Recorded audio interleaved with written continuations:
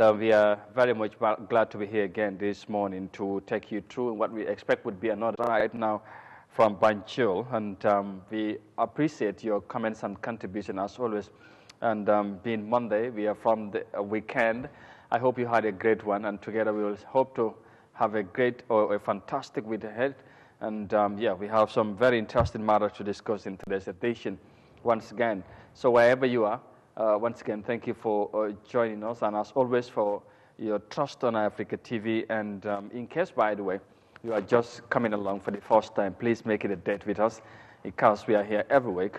from Monday to Friday, and of course 9 a.m. is the time. It's the rendezvous when we shall be here to discuss pertinent issues that make you and I talking, and many others out there in the country. So once again, thank you for coming along. mbokk yi ñu ngi leen di nuyuwaat beneen yoon fii ci Africa TV ñu waat mbégte dellusiwaat ci beneen édition Good Morning Africa programme bi nga xamante ne saa nekk bu waxtu bi jotee dañ dee ñëw ànd ak yéen waxtaanee réew mi def taxaw seetlu ci yenn xew-xew ak tolluwaay surtout ñu waxtaanee ko tey ñu amati mbégte fas yéene àndaat ak yéen ci jotaay jële mu nekk édition bu njëkk ci week bi ñu ngi leen di nag nuyu bu baax a baax di leen ziar fu ngeen mënta nekk ci biir réew mi wala ci biti réew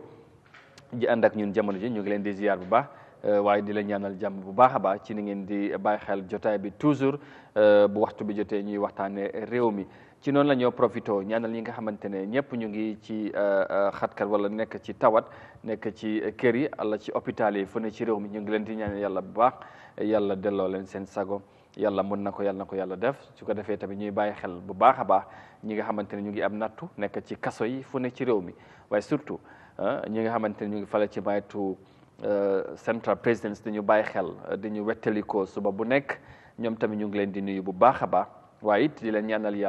yàlla teggi nattu yi ba ñu mën a dellusiwaat seen ay njaboot ak seen ay activités yàlla mën na ko yàlla def ci barki Nabil Moustapha tey di altine yemook ñaari fukki fan ak juróom-ñeent ci weeri mai di atu 2023 ñu fas yéene waxtaanaat tolluwaay réew mi xam ngeen ne ñu ngi jógee ko ci weekend bu bari activities ci wàllum yu bari sport li nga xamante ne mooy sports moom moo dominé daanaka ak yeneen yi nga xamante ne xew na ku ne daal ak ni nga defee sa weekend waaye ñu am yaakaar daal doon na weekend bu am solo incha allah léegi dinañ ñëw ci ponk yu ñu fas yéene waxtaane ci jotaay bi tey ma ci ànd ak maam Jibi mun na ñu ngi ko nuyu baa di waaye mu ngi ci yeneen yitte ñu bàyyi maam mu nuyoo den su ko defee incha allah ñu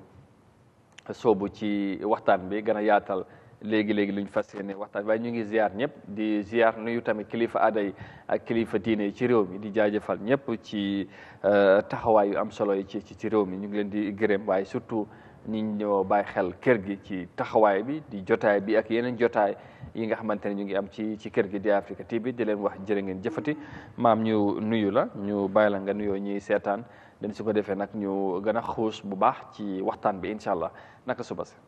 jërëjëf SG maa ngi fay Amadou am mbégte kontaante dellu si ci beneen jotaay Good Morning Africa fii ci Eyeafrica TV Pan Africanist TV comme ni ñuy àndee kenn jotaay Good Morning Africa ayu bés bu nekk altine jàpp ajjuma tey jii di bés bi njëkk ci semaine bi yemoo ak ñaar fukki fan ak juróom-ñeent comme ni nga ko waxee ñu am joxtu rek di ñaan suñu borom ñu door ci bisimilah jeexal ci alhamdulilah yàlla mën na ko yàlla def nuyu kilifa diine yi ak kilifa aada yi nuyu staff ak management bu Eyeafrica TV nuyu delloo njukkal Eyeafrica TV WhatsApp group jiital ci Econ ak mboolem ku fa nekkee nuyu njabootu si Sawane-Kunda family góor jigéen mag ak ndaw soppay maam Jibi WhatsApp group nuyu delloo njukkal ñaanal kilifa ñi nga xam ne ñoom ñoo nekk diine jiital ci imam ratib bu Banjul kilifa aada yi njiit réew mi Excellence président Adama Barrow ñi tawat tëdd ci kër yi ak lali hôpital yi ñaanal leen sunu borom fëgg seen jàngoro xam ne asakay yaram la feebar yal na yàlla génnee ko ci ñoom ñu caabi fete ginnaaw ñu ngi leen di ñaanal sunu borom génne leen ci nattu yi nga xam ne ñoom lañ nekkee ci biir réew mi Mile 2 Central Prison ak mboolem kaso yi nga xam ne ñoo nekkee ci biir réew mi mboolem kuñ fa teg loxo rek yàlla na sunu borom delloo si la waat la ci sa yitte ci barke Seydina Muhammad sallallahu alayhi wa sallam am mbégte kontaante na ma bokk ak yow jotaay ji waxtaanee li gën a fës congratulator suñ daalin Scorpions yi dem ba ci beneen achievement bi ci 1 point bi nga xam ne tax na ñoom ñi top groupe bi loolu sak la ñu ngi ñaan suñu borom mu dem ba indi ndam li ci biir réew mi yàlla mën na ko yàlla def amiin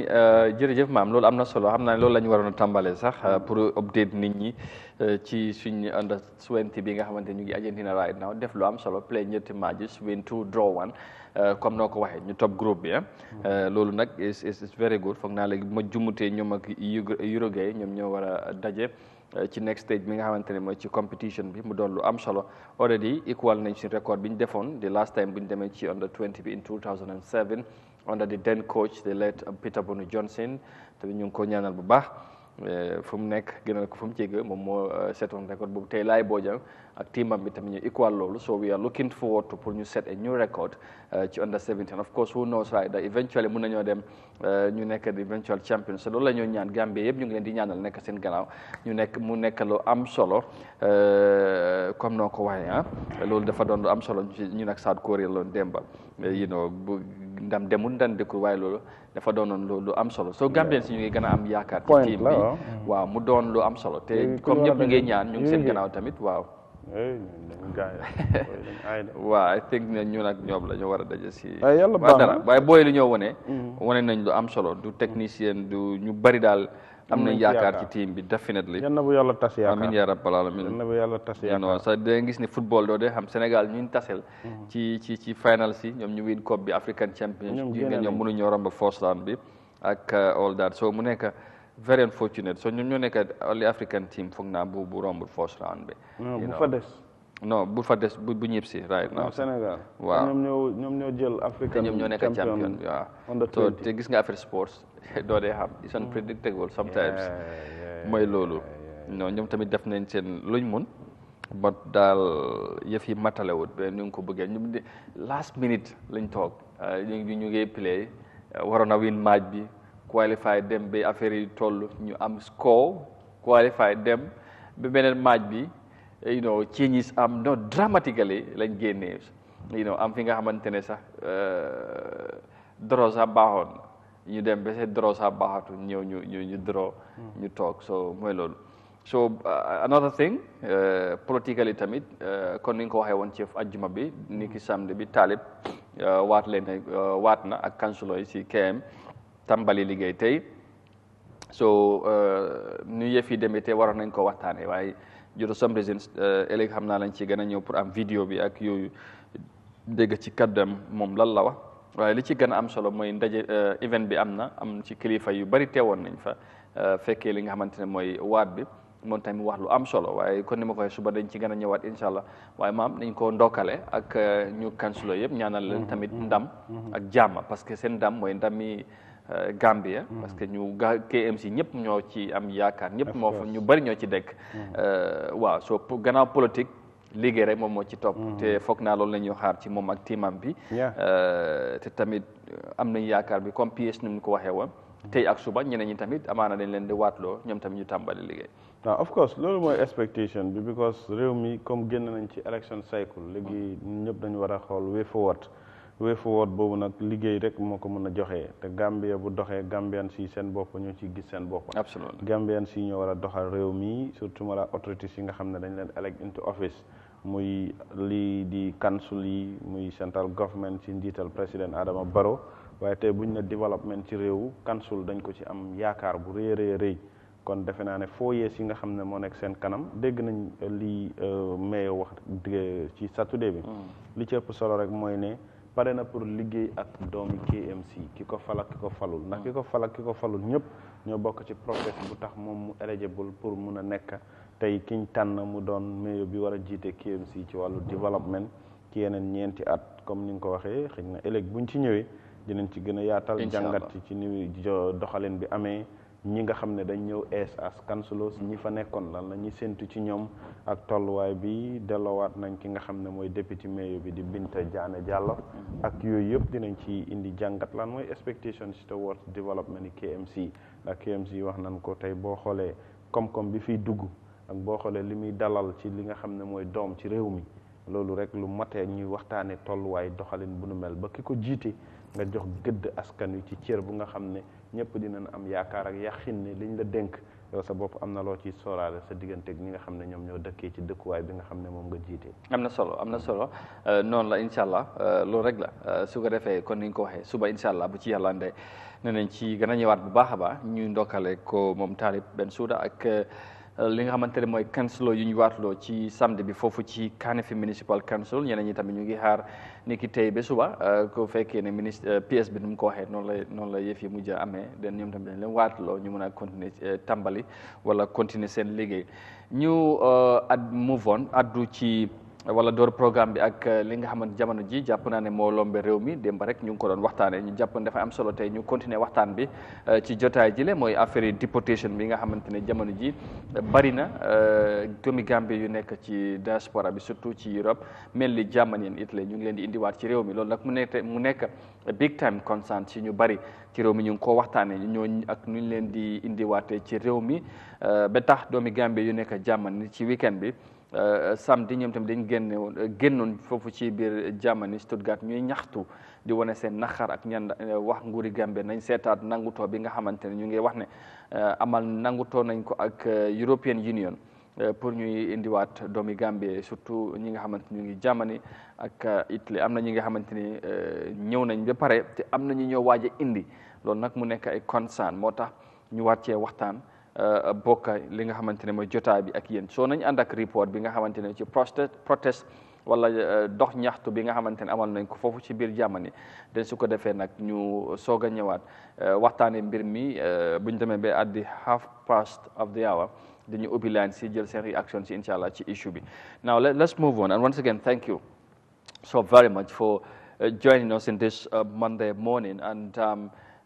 like I said, we would, of course, start the program properly with the ongoing deportation of Gambians in Europe, mainly from Germany and Italy. And apparently, it has become a big-time talking point and concern here in the Gambia. And of course, not only the Gambia, but also Gambians in the diaspora are equally very much concerned on this issue. And that's why some of the Gambians in Europe,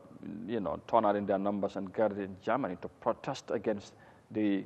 repatriation of Gambians back home. Now, we have a report on that. We'll go with that, and then we shall get into the details of what we intend to discuss on that. Now, Gambians in Germany staged a peaceful protest on Saturday against the mass deportation of Gambians from Germany and other European countries. Now, hundreds of youth came out to show their disappointment and frustration to the Gambian government, asking them to reconsider the agreement with the European Union. Our reporter, Binti Jallo, witnessed the peaceful protest and she filed in this report. From the central government. Okay, basically, the little support that they do receive is like a form of a support in kind from GIZ project in Zambia, sometime IOM. And in fact, IOM is always reluctant, telling them that we only support voluntary returnees, but not deportees. So basically, that the capacity to reintegrate these people is not there, one. Two, another important thing that we as concerned citizens is that the security threat, deportation goes with security threat. I will give you classical examples. A few years ago, I think 2 years ago, if my memory serves me well, a deportee from Germany killed his father because he came home with mental issues. His own biological father, doing nothing to him because of the frustration, because of the mental issue he was suffering from. He just took a mule block and hit on the head of his father. More than 500 Gambians have been deported from 2017 to date, following an agreement deal signed between the European Union and the government of the Gambia. We spoke to Yahya Jammeh, who is a board member and focal person for Germany and European Coalition of Migrants and Refugees. She stressed that not every Gambian that is deported has a criminal record. I'll say very few. In this case, I would say less than 1%. Okay. First of all, to take you back a bit, when you look at the asylum system, if you apply for asylum, you are entitled to asylum as well as you are entitled to rejection. And if your asylum has been rejected, you have every right, I think, up to 3 times to go to court But this court also has procedures. So if you don't fulfill all of this, at the end, you ended up being deported. Yes, some could be maybe because they're involved in criminal activities. But if you look at the record of Gambian asylum seekers, I'll talk of Germany. We have a very few that are involved in criminal records. Of course, when it comes to maybe drug dealing, I mean, selling weed also out of to ends meet, because 95% of Gambian asylum seekers, their asylum has been rejected. And if your asylum is rejected, that comes as well with consequences. And one of the consequences is that you don't get access to social leistung, like that is social benefits. You don't get money from the government. You don't get a place to sleep. Like you don't have anything. And of course, as Gambians, we know we're like, I wouldn't want to go back home. I'd rather sit here. So what you do is you ended up on the street and sell whatever, do whatever that you think could get you money or survival needs. And in this case, if you were caught, then the law would take its due course, and this is how most of them are defined as criminal cases, but not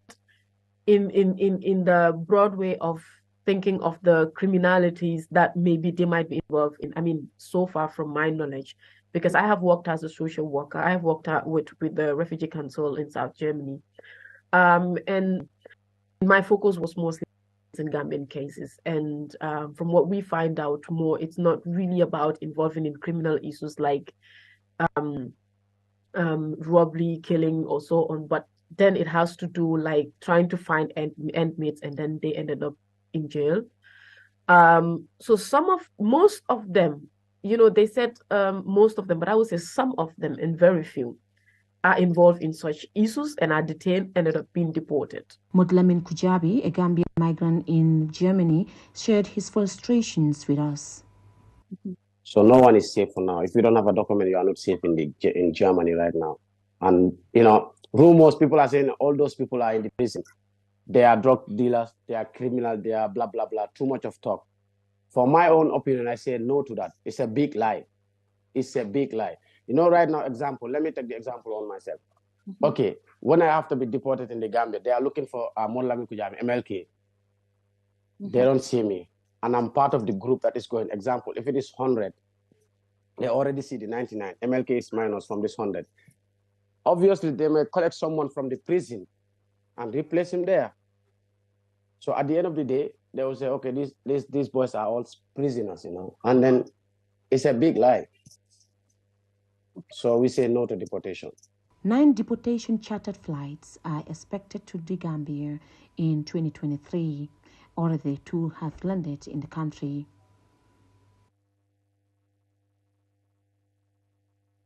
That's Binta Jallo reporting there. Thank you, Binta, for the report on the issue of migration. Gambians were out in their numbers to protest against the mass deportation of Gambians,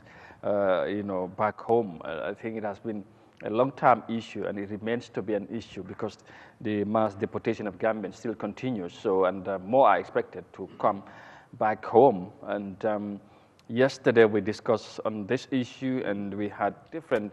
versions. We have people who called all the way from Europe, and for Gambians back home here also called in to express their concerns. So that's why we think it's important that today we continue the discussions as well. In a moment, we will hear from the former Minister of Foreign Affairs of the Gambia at the time, like I was saying, Dabo, in the in 2016 or 17, it was 18, because many believe the agreement between the Gambia government and the European Union was signed at the time under his tenure as Minister of Foreign Affairs. But reporter Monyang spoke to him or asked him a question in relation to that over the weekend, but he said he has said what he needed to say about that, and he's not going to say or comment on that anymore, and as far as he's concerned. But he has offered an advice as to what should be done to remedy the situation. So we'll get to him in a moment. So ma'am, this issue of deportation nekk na mbir bi nga xamantene lu yàggala ci réew mi am na jamono ñu bari ñu ngi ci doon wax ñu buñ indiwaatee doomi Gambie yi nga xamante ñu ngi ci biti surtout Europe mu nekk ay concern jamono mi tamit dafa tàmbaliwaat dafa mel ni ganna bari right now moo tax Gambien si nekk ci jamono ñu génnewoon di ñaxtu ci weekend bi samedi di wane li nga xamante ne ñàkk ànd ak li nguuri Gambien nangutoo ak European Union bi pour ñu indiwaat leen ci jamono nag bu passé am na ñu bari dañ njortu ne wala ne nangutoo bi dafa am ci at yu ganna ci nguuri président Barrow to ci at bi nga xamante ne wala ci at yu es yi nga xamante nguur gi taxaw na te ci jamono boobu ki nga xamante ne mooy lawyer Ousainou Darboe moom moo nekkoon Minister of Foreign Affairs moom moo sign agreement bi ci weekend bi ci Modou Njang taseet moom ci KMC fu ñu doon waatloo ak fu ñu doon waatloo Talib ak councilor yi mu laajte ko si léegi nañ àndal loolu déglu moom lawyer Ousainou Darboe lan la tontu ci mbir moomi den su ko defee ñu xam mbir moomu la naka la demee bu ñu déggee ci moom den nag ñu ñëw mu jox maam kaddu bi maam ji bi su bu ci waxee den ñu waxtaan ci tuuti ubbi laan si ndax bëgg nañu am réaction tamit ci biti ci mbir mi nga xamante ne jamono ji dafa lembee réew mi ñu bari ñu ngi cee wax di ci addu amee ci gis-gis te démba ñu waxtaan ak tamit benn mbootaay ñi nga xamante ne mu ngi ci réew mi jamono ji mooy North Deputation Association bi seen secrétaire suñ am na lu bari lim ñu wax ci mbir mi dinañ ci ñëwaat ci kanam tuuti but first ñu déglu lawyer Ousainou Darboe ak Modou Njang seen waxtaan ci mbir moomu leen.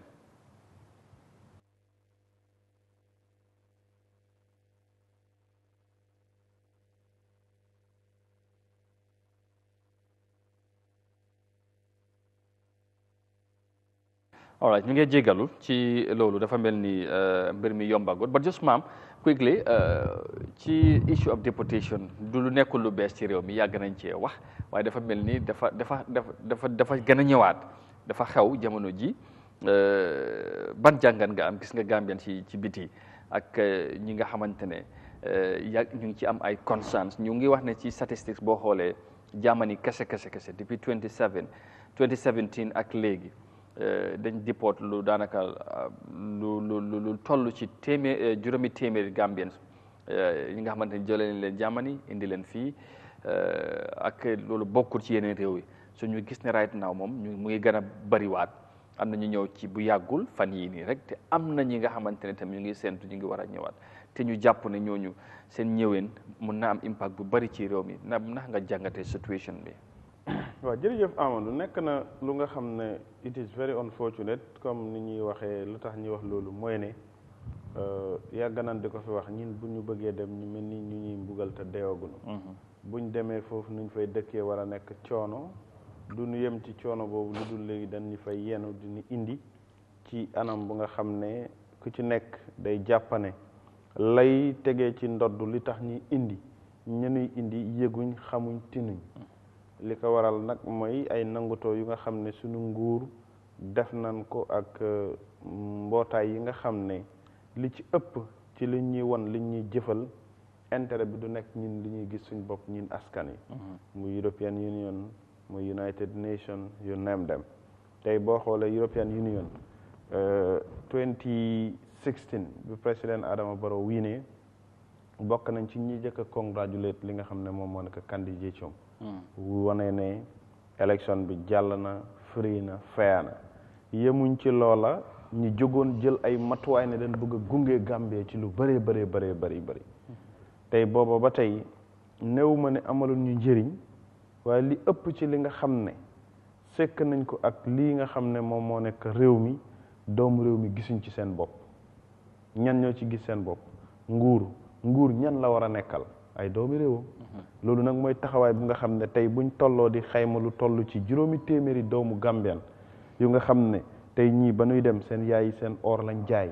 ñii ba nuy dem seen papa yi ay seen nag lañ jaay ñii ba nuy dem seen nijaay yi lañ amoon ak as néew lu mu tuuti loolu lañ dajale jaay ko yóbbu borom pour mu mun a am bunt bu nga xam ne dina ubbi koom-koom ci njabootam kooku dem nekk fa nga delloosi ko ci biir réew mi mu ñëw delluwaat fekk lam amoon njabootam amoon ci yaakaar ngir suturloo ca loolu jaay nañ ko tey kaw gi am na ñu nga xam ne tey ñu am benn peeri nag sax di ko xool ci kër gi sak la ci ñoom bu nawet jotee ñu dem ñu liggéeyee ko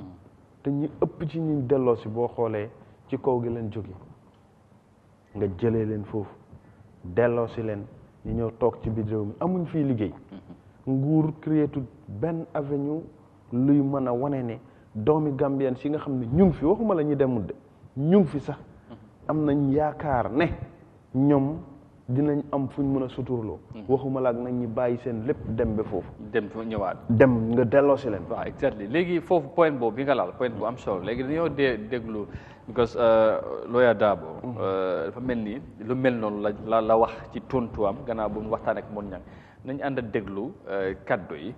foog na léegi yomb na den su ko defee ñun dañu ñëwaat nga maam léegi dem bi ngay wax ne dañ ñooy mbugal te deewaguñ waaye léegi ñëpp si fa ñëpp si bi si boppam dafa xala nuroo ak loolu li tax ma wax ko dinaa ci ñëw ci kanam tuuti incha allah waaye ñu déglu lawyer Darboe ak Mon Ñang seen waxtaan.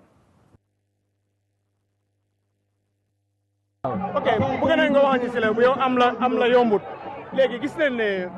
Gambien si bëri ñu ngi leen a diport ñu ngi ñëw ñu bëri ñu ngi wax ne yow loolu yaa ko saay noonu ti nga wax nga living foreign affairs lan nga mën a leeral si loolu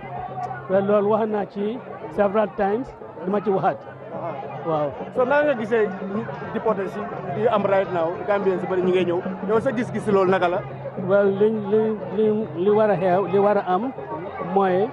ñu liggéey réew mi anam boo xam ne suy ndaw yi duñ naka di génn si biti waaw noo ko gisee ni ma ko gisee mooy ñun dañ war a liggéey suñu réew mi suñu ndaw yi mën nañ fee am liggéey loolu laa ko jëm daal muy dem fenn waaye solution tam amu si pour ñu toog loolu mooy solution bi ñu liggéey suñu réew mi koom-koom bi gën a yokku loolu mooy solution bi jërëjëf acca mu ngi noonu maam nee na wax na ci several times du ci waxati pour indi leen parce que ñu bari tey ci kaddu boo waxee ñu wax ne ok lii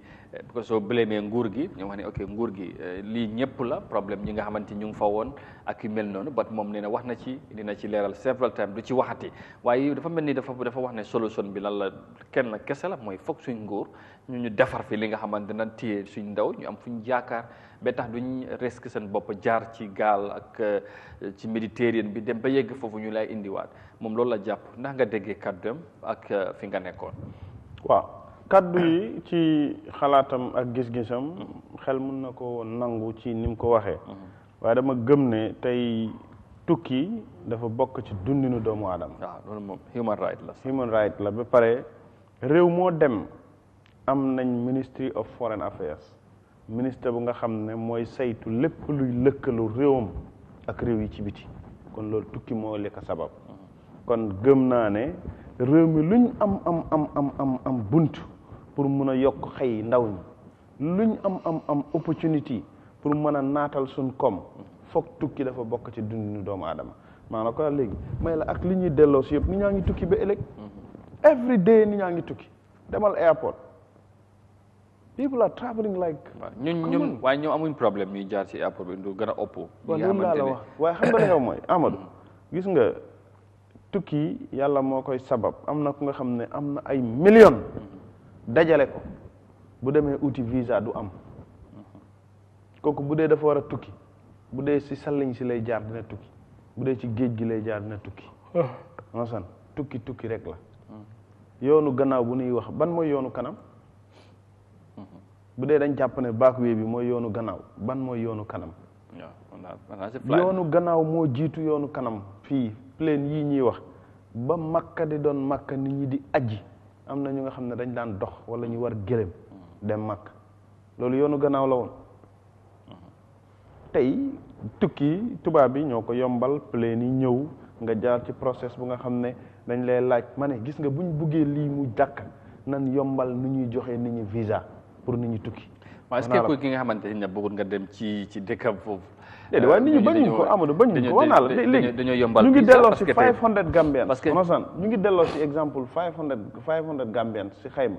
waaye every day boo demee si ambassade yi ñu ngi may Gambians si visa. waaw lan moo utale Gambian bi nga may visa Gambian bi strugglal boppam pour dem. nga jàpp ne kële dafa def illegal migration nga waaye kooku ak ki jaar ci normal tukki yëpp ay Gambians lañ. léegi nga ñëw ci suñu nguur nangutoo yi ñuy nangutoo ak European Union ñu ngi leen wanteer suñ géej gi ndaw yi ñoo foroon a xëy am fa lu ñuy am comme fi honorable waxee tey ne mënuloo ñëw nga ne sa réew da nga war a ubbil say ndaw ñi am employment comme mën a des ci réew mi comme bi réew mi yaakaar as tuut muy suñ natural resources yi ndax ñun am téyel nañ ko suñ bopp léegi ndaw li nga xam ne moom tey nappkat la ñaata tuut tànk balaa yoonu gën a gis nga ñi ëpp ci ñu nekk yoonu gannaaw bi soo demee ci tefes yi lañ nekkoon ñii Gunjur lañ nekkoon ñii Saañang ñii Tanji ñi njëkk a ubbi commencé yoonu tukki yi yëpp mooy ñi nekkoon ci wàllu géej gi ñoom ñoo génnee yoon yi léegi ñooñu buñ demee ba fañ nekkoon amatuñ fa yaakaar ñu gis ne tey yow benn gaalu looco nga yaakaar nga xëy dem nekk ci géej guddi ba bat set doo mën a am sax fukki jën yu correct benn gaal gu nga xam ne mu ngi am nii ëpp Eyeafrica ñëw xar géej gi onasan dañuy gis gaal yi bu yàggul dañuy lor sax ñi nga xam ne ñoo nekk ci gaal yu ndaw yi fan la lan la ci nit ñi mën ndax nguur yi taxaw nañ pour xeex loolu waaw léegi situation boobu laa bëgg ñu taxaw tuuti xam naa sax dañu war a ubbi line si léegi in 3 minutes time because wax naa ne foog ñu jël tamit ñu nekk ci biti parce que concern la léegi maam problème bi mooy ok yaa ngi wax comme dafa mel ni yaa ngi gën a déggal kaddu honorable Dabo li mu wax ne foog ñu nguur gi fexe ñu improve standard ndaw ñi wala Gambien si gën a am opportunity fu ñu waxee ba tey mun ngaa struggle nga sacrifice jël sa risque sa life nga dem ba yegg léegi députation bi moom moo nekk concern ban agreement mooy ban nangutoo la diggante la nguuri Gambie am diggante moom ak European Union ba tax ñoom ñu sañ di def loolu parce que démb li gën a feeñ te am na benn Gambien bi nga xamante ne mu ngi fi waaye dañ ko deport am ki nga xamante right now mu ngi Germany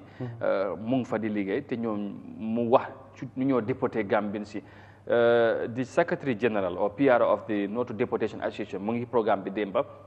moom tamit wax na concern suñu am mooy ñi ñoo déporté Gambien si fekk la fi ngay liggéey wala yaa ngi dem school buñ la gisee te amuloo kayit for exemple lañ lay téye wala buñ la joxee sax temporal permit wala working permit pour nga mun a liggéey balaa ñoo xam daa da nga mun a am asylum wala doo ko mun a am buñ la téyee foofu noonu dañ lay indiwaat ci réew mi ak loo munta am sa néeg duñ la may nga dem jël loolu indi liñ la jàppee rek sa yére yooyu lañ lay indiwaatee wala ñu tëj la ba nga pare ak yooyu so loolu mooy situation bi nuñ leen di indin bi ci bopp nuñ leen di indee si boppam moo doy waar so waaye nangutoo bi moo leerul parce que nguuri Gambie li lay wax lii nekkul Gambie kese te buñ ko nangut ñoom dañ leen di teg ay sanctions for exemple visa restrictions ak yu mel loolu dafa am European Union génne statement the other time teg ay seen condition waaw gis nga amoon moo ne Gambie la ak yeneen réew si Afrique bu ñu ko nanguwut lii moo leen si fekk waaw xam nga lu tax moom du wax xam nga lu tax Gambie ñoo dugal seen bopp li tax ñu dugal seen bopp mooy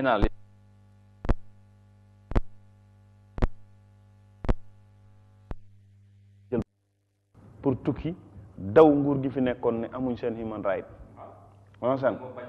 nguur gi non nguur gi fi nekkoon ni mu doon doxee la mbootaay adduna bi gisoon ni am na Gambien ñoom dañ doon jël excuse di tukki di layoo turu nguur Yahya Jammeh mi fi nekkoon léegi nag bi fi nguur Yahya Jammeh jógee nguur gi ñëw ne ñoom dañ ñëw ak démocratie onasan nga nit ñi yëpp am nañ right fu Gambia nekkoon démba nga bugg a del si sa réew nga del si sa réew onasan ñëw gëmloo loolu mbootaay adduna bi mbootaay adduna boobu tamit ñoom tey European Union bokk ci bëgg nañ mboolem ku nga xam ne yaa ngi ci biti nga nekk Gambian pour nga war a delsi ci biir réew mi ñi wane ne ubbi nañ bunt yi ñan ñoo dem sign ko government of the Gambia under the leadership of President Adama Barrow understand under the tenure of the former Minister of Foreign Affairs muy Lawyer Ousainou Darboe understand Lawyer Darboe warut a toog tey mu ne wax na ci dootu ci waxaat daf ci war a wax ba keroog saafara di ci am li tax mu war cee wax ba saafara di ci am mooy benn signature bokk na ci li wane ne dañ war a deport Gambians ba mu koy signut ko woon moom jëmmi boppam daf ko signoon as a representative of this country as Minister of Foreign Affairs waaw loolu laa ma ne bu dee sign na mu ne leeral na ci dootu ci leeralaat dama ne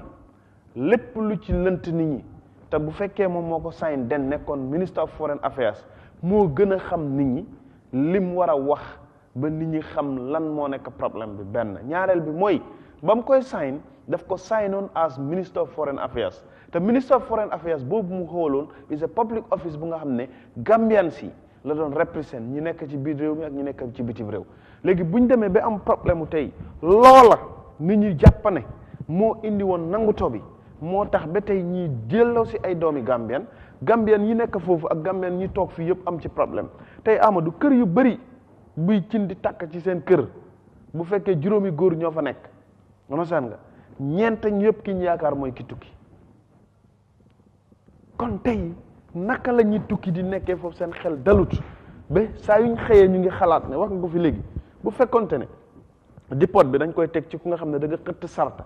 def lu méngoowul ak yoon ak yoonal ci réew ma nga nekkee buñ la delloosee ñin duñ nekk ay hypocrite di toog fii di wax ne waruñoo delloosi ko Gambia fii ñi nekk tey bu fi nit nekkee nekk doom yi nga xam ne nekkuloo doom yi réew mi ngay def lu naka sudul loonu ñun ñëpp dañu war a jàppane dañ la war a génne delloo ji sa réew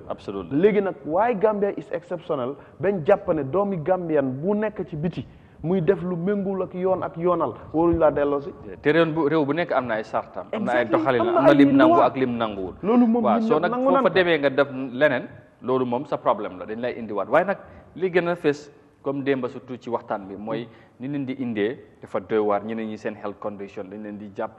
dugal la ñeneen sax dañ leen di chain from Europe ci airport bi fii mu nekk lu doy waar but at this juncture dama bëgg ñu ubbi line si rek right now jël seen call si waaye ñu continuer waxtaan bi ci studio bi number bi xam ngeen ko 2323213 ñu jël few calls balaa 10 o'clock xam ngeen ne commission bi war naa am any moment from now then bëgg nañu indi tamit newspaper review bi and all that but we want to take few reactions ci biti démba am na ñi nga xamante ne bëgg nañoo call mënuñoo dugg ci programme bi so I think nañ leen mën a avail opportunity bi pour ñu mën a bokk ci waxtaan bi yes ma'am the other issue mooy you know donte ne nangu tooy ba léegi leerul problème bu ñu am la moo tax nguuri Gambie mënuñoo génn ñëw leeral ci mbir mi parce que soo fàttalee ko am na jamono ci ñu démba rek man koo wax honorable Sidia Jatta tukki woon na fi as the head of the chairperson of the National Assembly Select Committee in Diaspora or Foreign Affairs mu dem Europe waxtaan ak European or German authority dem ba kenn ci kola si déggal na loolu you know but ok ñu jël suñu first call bi dama ñëwaat foofu hello Janaba asalaamaaleykum hello yes naka nga def good lan nga bëgg a yokk ci waxtaan bi naka aleykum salaam Amadou naam na ngeen def jaama rek alhamdulilah naka suba si maa ngi nuyu ñëpp jërëjëf waay ñu ngi lay fay bu baax man lu ma bëgg a contribuer mooy waaw lu ma bëgg a contribuer moo nekk about Gambians Gambia ñun dañ war a passé fii dañ war a uyoo comme yeneen country sax da ngaa dem soo ne diw lan nga daf laa ne man lii laa comme du dee wax tribe daf dee ne moom sénégalais la o man nigérien la waaye Gambia fii nga laaj xëy man lii laa foog naa war nañ passé foofu noonu definitely war nañ ñu ñëpp ñu nekk Gambians ñu supportante dëgg la man lu ma gën a concentré déportation bi dafa métti trop because am na ñoo xam ne dañ dee over suffer si yoon bi so maa wax daal nag government bi xool naka la ñuy def ñu solve affaire bi waxtaan ndax métti na trop déportation bi dafa métti waaw ñoo xam ne foofu ñoo amee dépense ak yooyu noonu si ñooy toog xoolante stress boobu rek problème la maam ji bi moo yow maa laa sant di la gërëm di la ñaana yow tamit waaw dama def flow seen programme bi every time jërëjëf waay waaw thank you nañ nangoo nekk daal Gambien si bañ a nekk man Pël laa man séeréer laa man olof laa waaw loolu moom ñun ñëpp ñu soosee ñun ñëpp ñu nekk benn ñu liggéey Gambia absolutely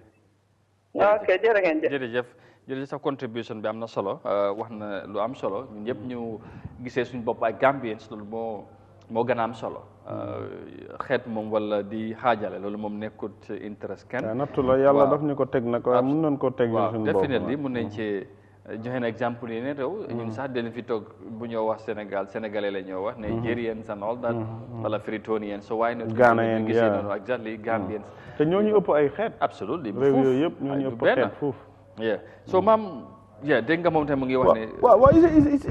is a concern bu nga xam ne am doo wax ne national xone bu Sidia Jatta ak comité am bi defoon nañ ci jéego dem waxtaan ak European Union ba dem ba benn boy bu call from jam mu ngi wax ne moom mitoon na xone bu at the time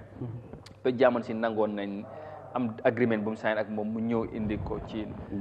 government bi so all that they needed mooy a statement from the government pour mu dem ñu waxtaan ak ñoom ñu sign li nga xamante ne mooy Gambians yu nekk jamono te am kayit ne leen fa bàyyi waaye ñi nga xam ne amuñ ñu waxtaan ñu seet naka lañ leen di jàppale pour xaaral ma jël next caller bi dama ñëwaat ci yow hello asalaamaaleykum hello. Hello.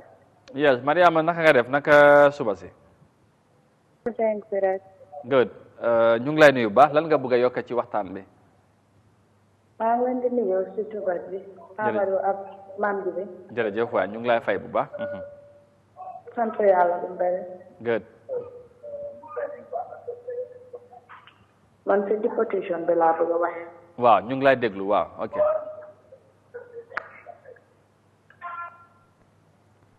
allo Mariama da ngay wàññi télé bi bu baax a baax déglu ci téléphone bi. ok kooku dem na moom tamit ci deportation bi la bëggoon na wax yes maam foofu. because fi ngay waxee noonu Amadou. loolu foog naa ne nekkutoon lu nekk ci sud secret. Honorable Sidia Jatta ak teamam bi biñ ñëwee in 2022 foog naa ne enough ñoom seen legislative time bi la woon mu nekkoon a very good move bu nga xam ne bi mu demee lim doon waxal doomi Gambien si la doon waxal. te doomi Gambien si fa nekkoon dañ fekkee woon wax bi. ñu doon wax ngir indi saafara. ok nga baal ma ñu dellu Ibrahima boobu moo ñu kooloon démb from Germany foog naa dafa ñëwaat tey tamit hello salaamaaleykum Ibrahima. hello. hello Ibrahima. hello sa na ngeen def. jaama rek alhamdulilah naka suba si. alhamdulilah jërë ngeen jëf si programme bi man dama bëgg a démb ak suba laaj bi dafa. yeah maa ngi remember very good you're right man. yeah man lu ma bëgg a wax moo nekk ne comme maa ngi gërëm sax démb point boobu. waaw. but I think the most important thing is soo bëggee wax government like dañ war a am support ci supporting soo xam ne loolu lañ pour dimbale Gambien bi fi nekk. ok. because su nekkee da ngaa toog bëgg a di wax dañ ko di ko lan mooy reason bi. ak ban façon ngi help la bëgg government bi. I think it's important for you to find that what are 5 main points they could need. Because the problem with people, Gambian immigration, you know to identify Gambia. Yeah, yang ko don wax demba, yeah. Wow, and I think Yahya Jammeh done there because in Gambia, you have 22 years of dictatorship. I think government the one bilateral relationship with the German authorities for Hamle. Then you will not allow Gambian to bàyyi leen ñi dem school ñi liggéey mun a am gis loo xam ne bés bu ñëwatee Gambie dañ mën a développé dëkk bi. wante ñii dañ dee jël ñoo xam ne am nañ skill ñu bàyyi leen fa on wante Gambie ñu leen a diko kon ñun naka la ñoo développé suñ ko fekk naka su dee dimbali yuut yi boo dëkk bi ñu développé ko fekk ñoo xam amuñ skill dañoo di ko taay.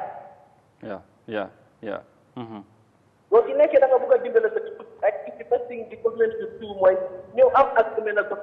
ñun Gambie ñu ngi 20 years positif dañ ñëw bàyyi leen si njuur si yóbbu leen ñu jàng may leen chance jàng ñi liggéey te bés bu ñu amee chance ñu waa Gambie they should be able to help others. Yeah, absolutely. With the skills that they learn. Indeed. So apparently. problème bi mooy. ñun jàppale government bi jàppale parce que yeneen dëkk yi da ngaa gis Sénégal seen MP dañoo ñëw fii nii meet their population waxtaan ñoom laala tamit ñu dimbale leen wante ñun Gambien si rek ay dañoo def house building nga jeexal bi ñu leen jox liggéey. fii dañoo créé loo yoo xam ne ci jàppale dañ la ne indi sa passeport nga fan ñu yóbbu la. traité la fay na la 2000 euros parce que la criminal record da nga criminal soo sàcc musuloo jaay doon. nit ñi leen fi nit ñi leen traité dem ba problème lu ba Mr. Diop lu wàddi ba one way because di la mën ngaa di ko notification. ok léegi Ibrahima démb maa ngi la ko laajte gis nga démb ci lu xew ci weekend bi Gambien si ñu bari génn di démontrer foofu ci Germany pour wane ne deportation bi nañ ko stop so right now Gambien si nekk Germany I think ne ñu bari ci yéen am ngeen concern da ngeen ragal right now because mun nañ leen téye anytime deport leen surtout ñi nga xamante ne amuñ kayit. all the time including man mi waa yow nii man suma passeport bi sax dañ ko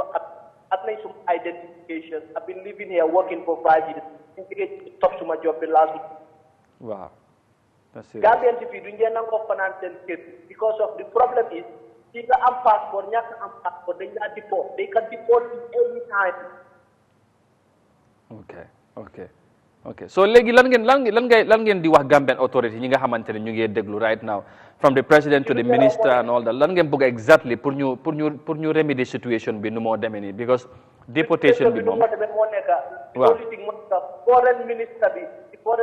pour muy ñëw ànd ak MP si ñu ñëw nii waxtaan ak German authorities bind protocole ne leen dañ bugg a ngeen may yu ngeen benn bi the next 10 years pour ngeen bàyyi xale yi ñu mun a jàng jox leen skill ndax ëllëg boo leen hésité ñu mun a def something in our develop the country but how can you bring unskilled people to that country joxuloo leen liggéey lan mooy $10,000. Yeah. Okay. All right. Thank you.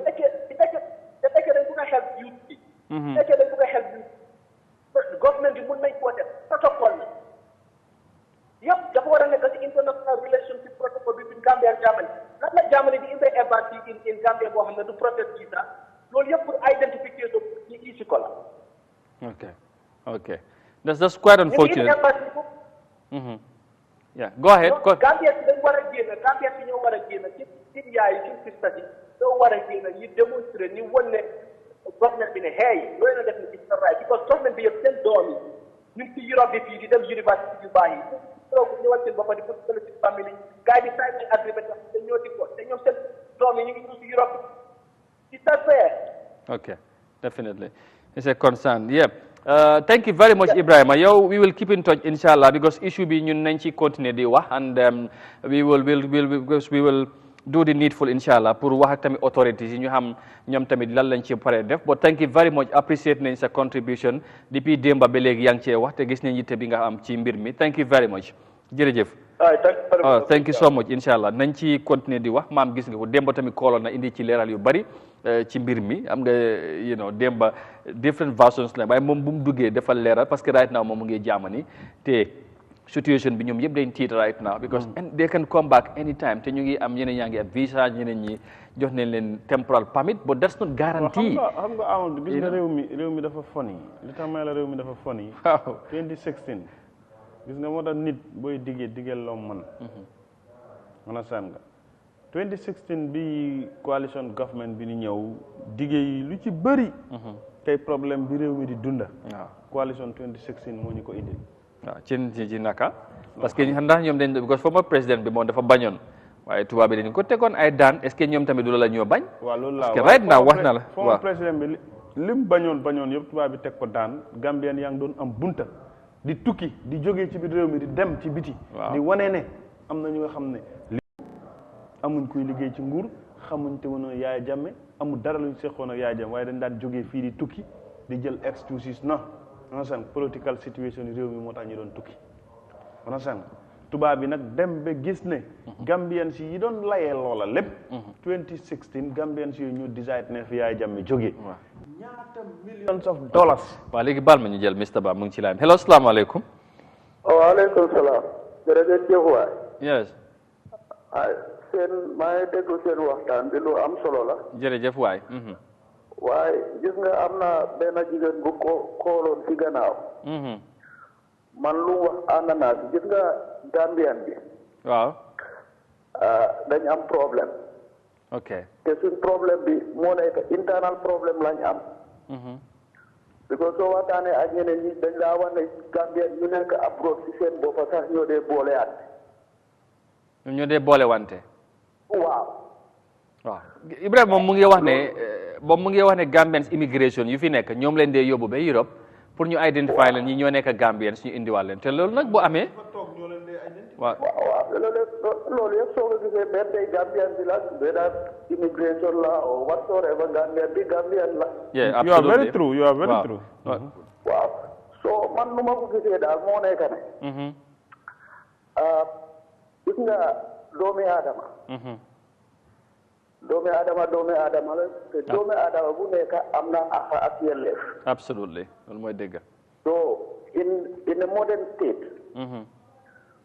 dëkk boo dem am na sartan. te doomi réew mi seen boppa dañ am pour toppa sarta boobu noonu. likewise ki nga xam ne nekkul doomi réew. indeed. waaye lu munta am.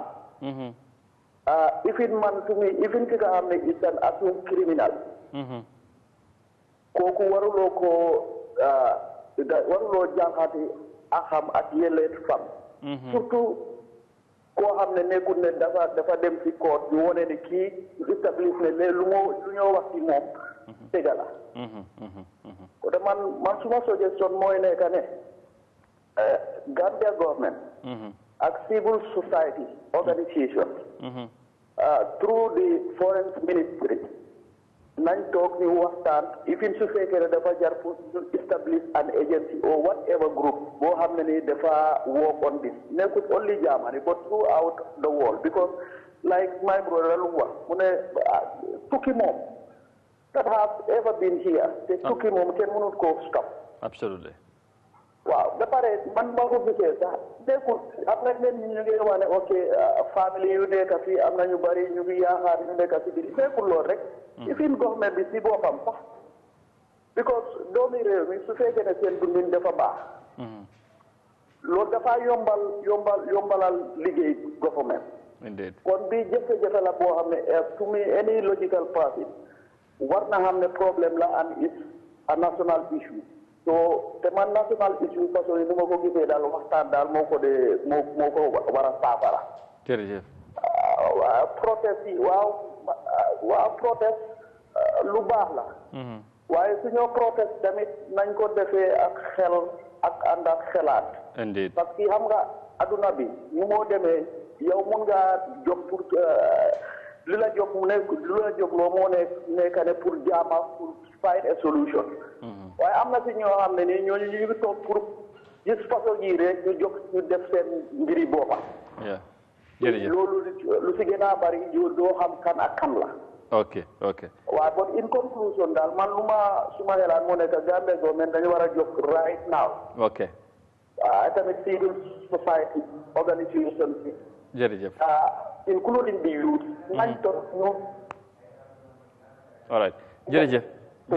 thank you very much Mr. Ba thank you. jërëjëf ci contribution bi wax nga lu am solo maam just ñu round up xam naa waxtaan bi du yem fii nañ continuer di ci wax parce que issue bi nga xamante ne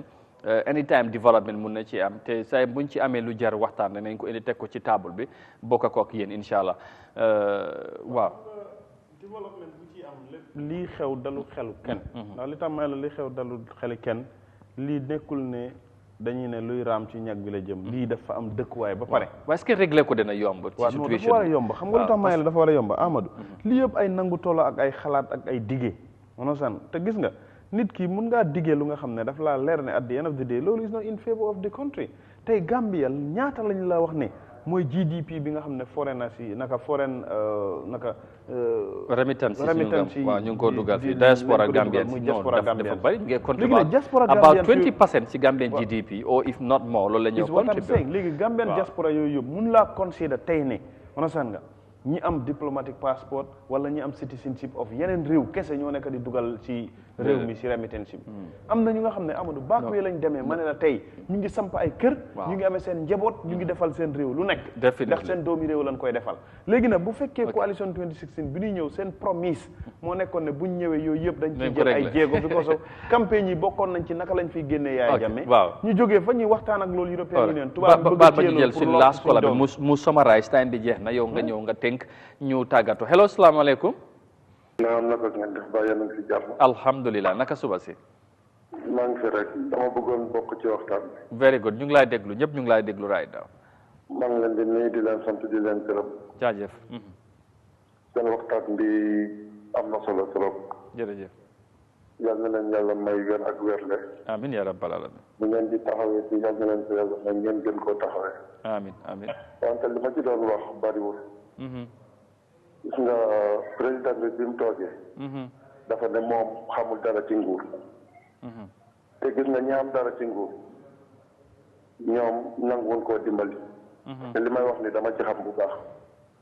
ñoom Ousseynou Dabo samay mbokk lan samay oncle lan ñoom Assane Diallo sama nijaay la ñii ñëpp ñoom Odié Sall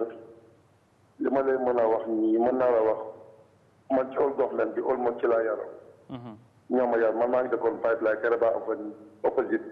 Kër Ousseynou Dabo du ma fa dee jóg wante gis nga ñoom ñëpp ay borom xam-xam la wante nanguwuñ ko jàppale ci dara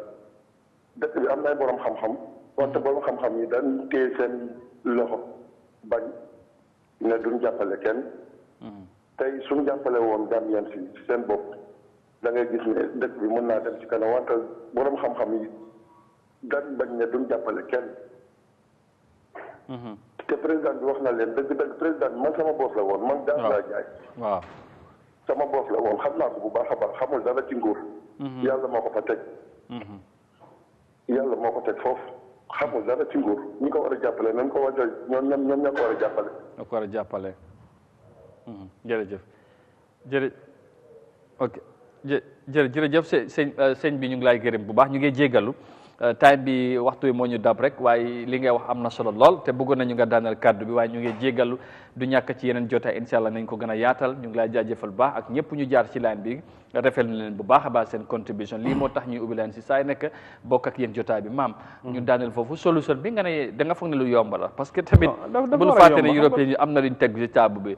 suñ gars yi buñ ko nangul pour ñu tukki problème européen yi liñ teg ci table dafa am intérêt buñ ci am waaw intérêt buñ ci am mooy ñun nekkuñ di gis suñ bopp ci nangutoo intérêt boobu waaw léegi buñ ko bañee benn mooy ne ñoom bokkoon na ci dige yi yombalal ndaw yi nekk ci biir réew mi ñu am ay xëy understand exemple man in wrestling that man ma ci venture indi nañ European Union ne dañ am a EU project of 8-9 million sports and culture sport and culture create li nga xam ne moom moo nekk climate change tubaab yi liñ ciy wax yëpp nekkul ne taw bi moo leen yitteel génne fi flotte déedéet yow miy jógee fii di dem fële la loolu rek moo leen yitteel ci climate change bu ñoo wax understand léegi nag yooyu yëpp tey suñ borom xam-xam yi comme kii génn nii loolu laa wax gis nga tey président Barrow mun loo koo génnee ci blème bi li tax ma wax loolu mooy waaye moom fu ma waxee def na président Barrow waaw loolu laa ma ne ci njëlbeen ba muy am 2016 ba ñoom ñi fiy jógee gaddu ay lii nu mu tuddati ay suitcase ne ñu ngi dem Europe buñ ñëwee buñ indee xaalis bu ñoo indi Gambian bu nekk keroog foofu ngay jaaree nga am ba sa aduna keroog ngay génn aduna doo ñàkk man seen loola lan moo ci am France daf ci dem xëddin léegi nag yooyu yëpp moo war a delloo si waat reflect back président Barrow ak government bi man seen nga ministre bi fi nekk tey Darboe mënut a génnee boppam ci wax ji pour bañ a leeralal Gambien si leeral ak lim leeral doyut doyut xam nga lu tax problème baa ngi continuer di am te ñu ngi yàq deram di ko tuumal jërëjëf understand loolu moo tax may la wéet naka setal der génnewul tuuma understand waaye day baax ngir nit ñi xam ne kii de gindi na askan wi ci moom lam fekkee woon ak lam toll woon ak léegi lan moo tax muy continuer di am ci nguur bi nga fépp fu ñuy waxee deportation Darboe nekk na fa nekku fa dinañ ci tudd turam moo nekkoon den di foreign minister understand nga ci jamono lañ saay ci startini coalition ci startini government président Adama waaye moom ci bu ko defoon tamit du moom parce que nguur moom te du doon def li nga xamante ne président bi non government bi laaw ma ne government boobu moom daf ci bokkoon understand nga government dafa am ay arms understand nga arms yooyu nag ministre yi tey ministre bi ñuy waxtaane mooy foreign affairs ñoom ñoo yore wàllu lépp lu jëm ci diport bii ñuy wax tàngara tam na génn jël effort understand ñoom moom duñ dee wax tàngara na génn jël effort understand nga seet yan saafara la mun a def pour ndaw yi nga xam ne ñu ngi foofu am legal documents understand nga ñu bàyyi leen fa ñu liggéeyal seen bopp doguma la maam wala nga Sidia Jatta bu mu demee waxal foofu report bi yóbbu na ko ba si office of the vice president at the time Aïssatou Touré moo nekkoon di vice president mu ngi fa Aïssatou Touré tey fu mu ne mu ngi foreign affairs soo leen nañ ko liggante ñoo ñëpp tey war nañoo mën a toog lëlu toog waxtaan xool yan saafara lañ mën a jël pour indi saafara si lii tukki mënuñ koo dakkal European Union mënuñoo dakkal tukki tukki moom c'est human right buñ delloosee ñëpp ñi ñi war a dem dinañ dem dañoo dem te ñoom ñoo fi nekk di may ay visa European Union jërëjëf maam thank you very much xam naa waxtaan bi day continuer kon ni ma ko waxee duñ ko ji emale fii mënuma understand these so-called organizations of these non ñoom seen intérêt la ñuy wax xeex waaw léegi ñun lu tax mënuñoo protect suñu loolu moo nekk issue bi loolu moo nekk issue soo doole mën a blame as Gambians all right thank you let's take a break and right after newspaper review ñu seet ëttkër yëglekaay ñoom tamit newspaper si lan lañ xëyee seen xibaar den su ko defee bu fekkee ne am na time bu ci des na ñëwaat di issue bu fekkee time bi jeex na ñu joxante yéen di daje bi suba insha allah but up next is the newspaper review. Stay tuned, we'll be right back.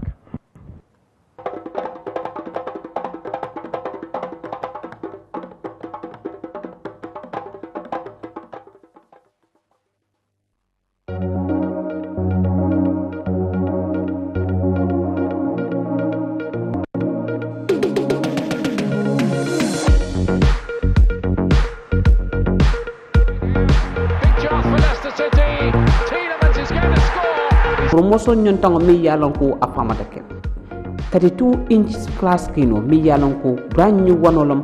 isa sotno star GSM ko wuri warawla flat screen o mi yalon ko 55 inch olom isa connect no ila phone to e WhatsApp jibe e Facebook jibe e Twitter jibe ya be jibe je sako social media la fannala e kasam wulim won anin kilindam malam mbading nga dinkra ko to soto brikama GTST dam yalon ko ne flat screen center block no mbe free ticket o dilel ka bo brikama fokata basera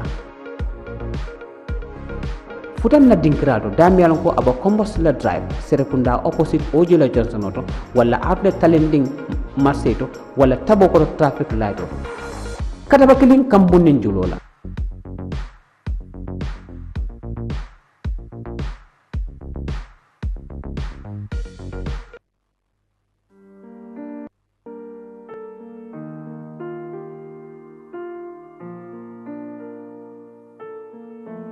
Africa Global is the first and biggest private real estate developer in the Gambia with a presence in 7 other African countries. We are launching the development institutional area, 50 meters square,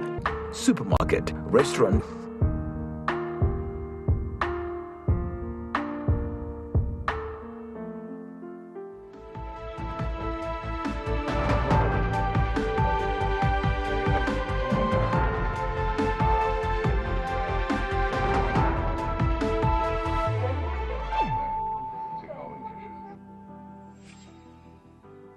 KMC ba lolé nak ñi nga xamné ñoo nekk ci biir parti bi muy ci biir langue gi batay nak dafa melni mënuñu li nga xamné moy turu NPP ay risque yu reuy ngir def ko way daf ko jar ndax nak néna bu koy door nak nako dooré sax ci li nga xamné moy ndax gis nañ ci institution yi manam ci sampé fu réew mi ñen ñoo xamné dañ saboter lool néna lu way neex jaay ci marché bi lool nak mu yegg ci kaw nit ñi bañu sonn nak néna lool yi nak mo waral ñu bari fippu daldi rek vote against li nga xamné moy NPP ci fi nga xamné moy ci fi ci li nga xamné modi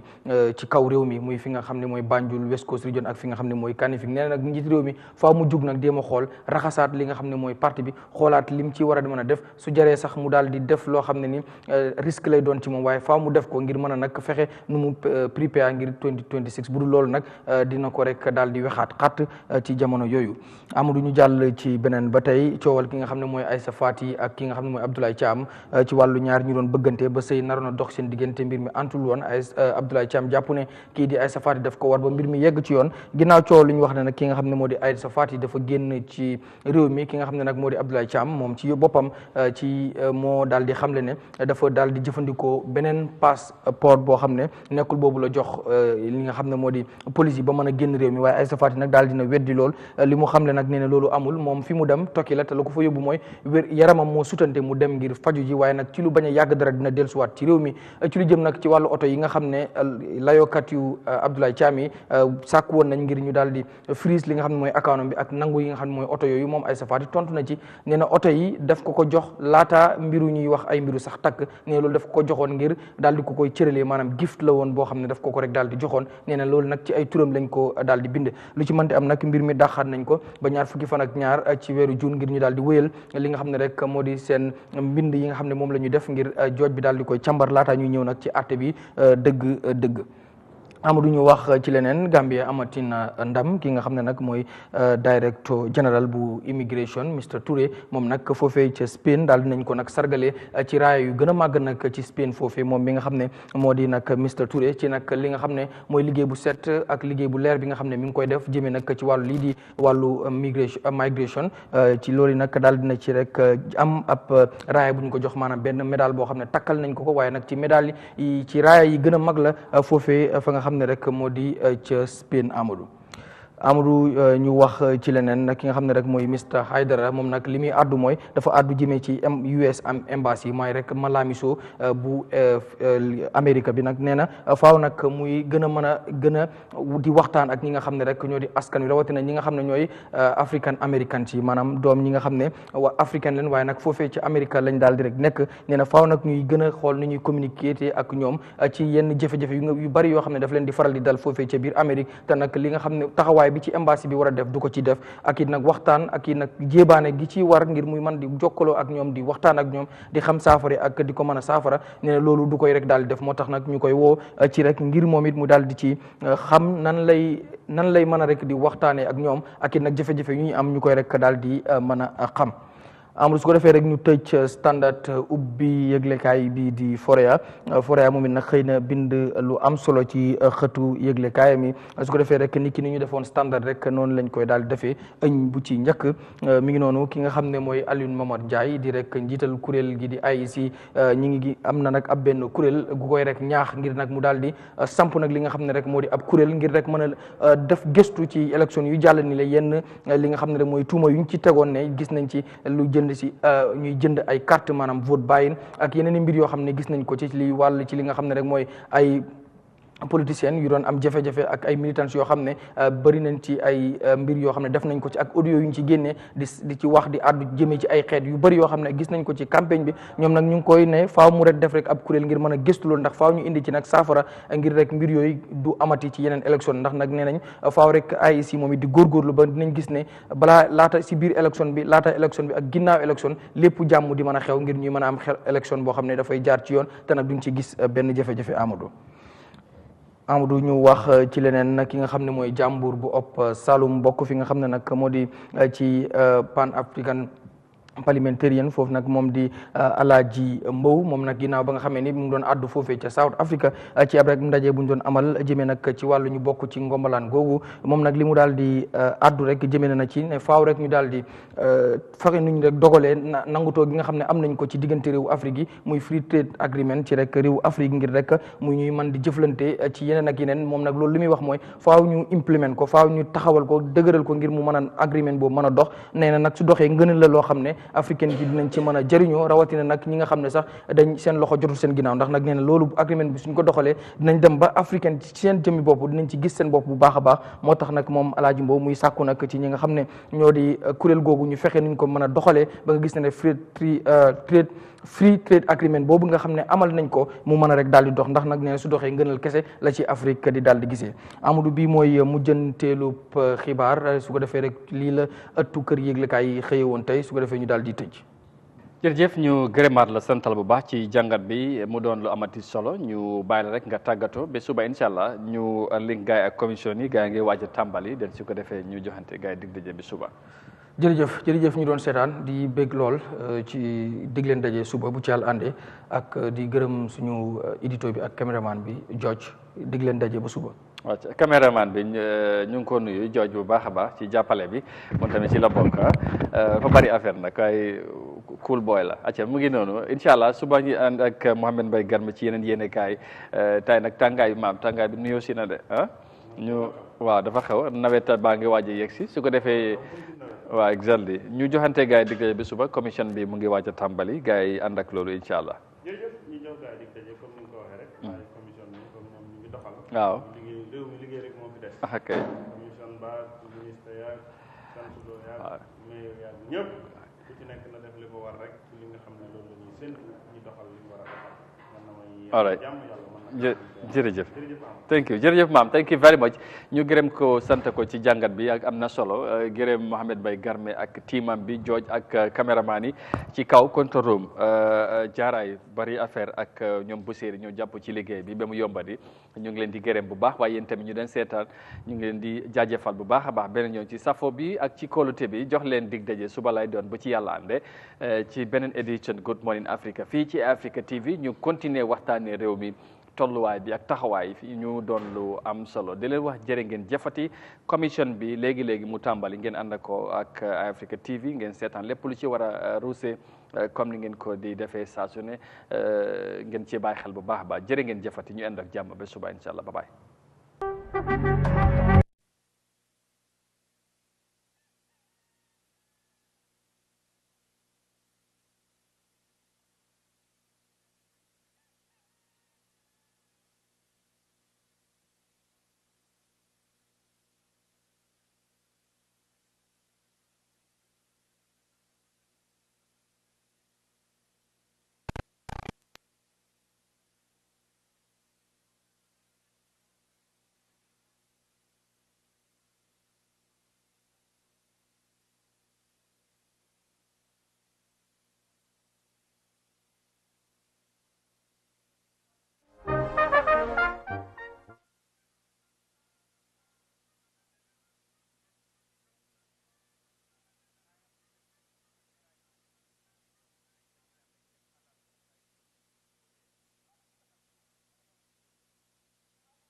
Why had me some people because I want to do? How do you think I want to declare? How do you think I want to do? He might as well help. Tiu to ka sa kom mo me me ba ni. Te bo e bo so ni joko ne sen